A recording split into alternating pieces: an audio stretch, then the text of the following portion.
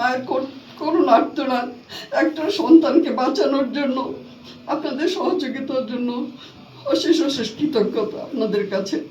আমি অতি সহজেই গুরুত্ব দিয়েছেন যে একটা স্যারের সন্তান, আমাদের ভাই, তাকে বাঁচানো দরকার। আসলে আমার দুইটাই ছেলে। 3 বছর আগে বড় ছেলের অ্যাক্সিডেন্টে একটা পা হারিয়েছে ডিলে ট্রিটমেন্টের কারণে বাংলাদেশে। হঠাৎ করে আমার ছোট ছেলে অসুস্থ হয়ে পড়ে, যা চিন্তার বাইরে, যে আসলে কোনোদিন ভাবতেই পারিনি সে যে এরকম একটা পজিশনে পড়ে যাব আমি আমার এই ছোটো সন্তানকে নিয়ে। হঠাৎ করে 3 মাস আগে সে অসুস্থ হয়ে পড়াতে ব্রেন ক্যান্সার ধরা পড়ে। আমি বাংলাদেশে ট্রিটমেন্ট 3 মাস ঢাকা মেডিকেল সহ উত্তরাতে করিয়েছি। আমার প্রায় এখানে 10 লাখ টাকার মতো খরচ হয়েছে।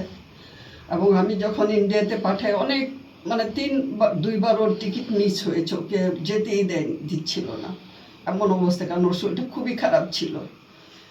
এখন আমি আপনাদের মাঝে হাত বাড়িয়েছি, সত্যি জনপ্রতিনিধি সবাই এক না। আমি খুরশিদ সাহেবের কাছে সত্যি কৃতজ্ঞ। উনি যেভাবে উদ্যোগ নিয়ে আজকে মানবিকতার পাশে দাঁড়িয়েছেন, এত তাড়াতাড়ি মানে সহজেই তার মানবিকতা যেভাবে উনি এই সহযোগিতা আসলে সবার মাঝে থাকে না।